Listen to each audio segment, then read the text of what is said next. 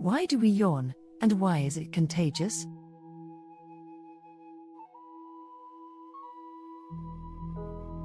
Yawning is one of the most familiar actions in the world.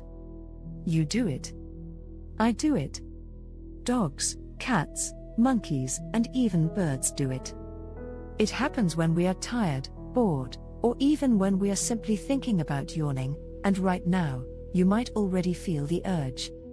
But for something so common, yawning is still mysterious. Why do we do it, and why does it spread so easily from person to person? For centuries, people assumed yawning was about oxygen.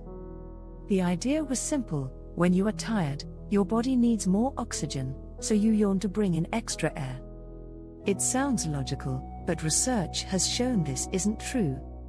When scientists measured oxygen levels before and after yawns, they found almost no change. Yawning does not increase oxygen in the bloodstream. Other myths have included everything from boredom signals to expelling bad spirits in ancient cultures. While yawning does often appear in moments of low stimulation, boredom alone cannot explain it either. Clearly, something deeper is happening. One of the strongest modern ideas is called the brain cooling hypothesis. According to this, yawning is like a built-in air conditioning system for your brain. When you yawn, you take a deep breath, stretch your jaw muscles, and increase blood flow in the head. Fresh air entering the mouth helps cool the blood, which circulates to the brain. At the same time, the act of stretching the face and neck muscles increases circulation. Together, this reduces brain temperature slightly, helping you stay alert. Experiments support this. People yawn more often in warm environments and less in colder conditions. Just as computers need cooling fans, our brains may rely on yawning to prevent overheating. Another clue comes from when we yawn. Notice that yawns often appear at transition points, when we are waking up, preparing to sleep, or shifting from focus to relaxation. In these moments, the brain and body are moving between states, and yawning may help regulate arousal levels, keeping the system balanced. That's why yawns happen not only when we are sleepy, but also when we are anxious, stressed, or even excited. Soldiers in battle, athletes before competition, and students before an exam have all been observed yawning. It may be the body's way of stabilizing itself before a challenge.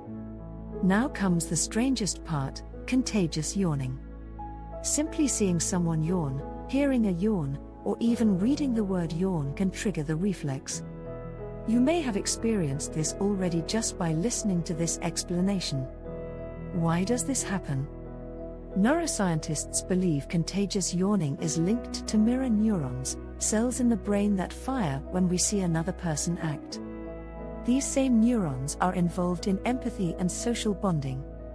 Studies show that contagious yawning is more likely when the yawner is someone close to you, a family member, a friend, or even your dog.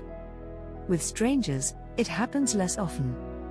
This suggests yawning is not only a reflex but also a social signal. It may help synchronize group behavior, keeping communities alert and connected. Contagious yawning appears around the age of 4 or 5, when children develop stronger social awareness and empathy. People with higher empathy scores are more likely to catch yawns. On the other hand, people on the autism spectrum, who may process social cues differently, tend to show lower rates of contagious yawning. Yawning, then, may be more than a quirky reflex. It might be a form of non-verbal communication, a signal that says, "I am tired," or "I am transitioning states," which spreads through groups to keep everyone in sync. In ancient human communities, such synchronization could have been valuable for survival. Yawning across the animal kingdom. Humans are not alone. Dogs yawn, and remarkably, dogs can also catch human yawns, showing the bond between species. Primates, including chimpanzees and bonobos, also demonstrate contagious yawning, often stronger within their social groups. Even birds and reptiles yawn, although their reasons may vary from thermoregulation to social signaling.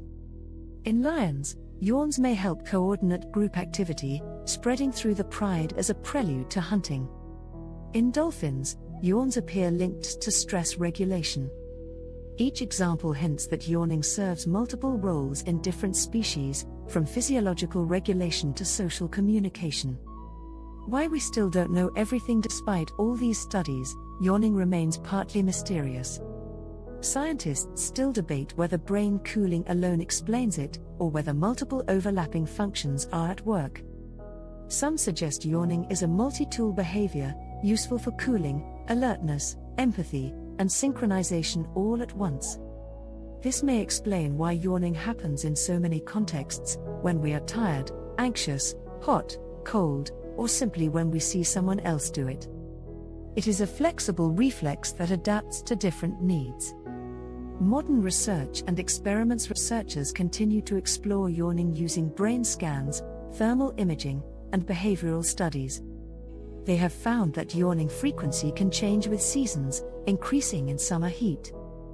Other studies link yawning to neurotransmitters like dopamine and serotonin, hinting at its connection with mood and arousal. In controlled experiments, contagious yawning has even been used as a measure of empathy in groups.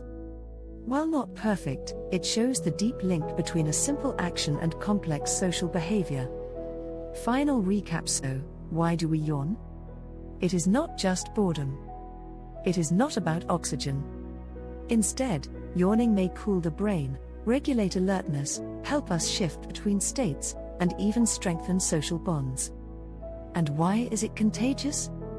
Because yawning taps into our brain's empathy networks, spreading through friends, families, and even across species.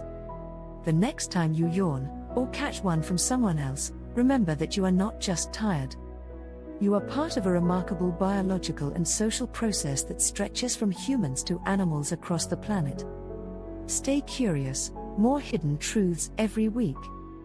Visual style instructions, Pictory, Imagine explainers text color, charcoal gray, number 374151 font, Montserrat or Open Sans, bold for titles, medium for captions, background, light beige, #FTFBF7 tone, calm, documentary style, curious narration visuals, photos of yawning humans/animals, animations of brain cooling, social chain reactions of yawns, empathy diagrams, group animals yawning outro.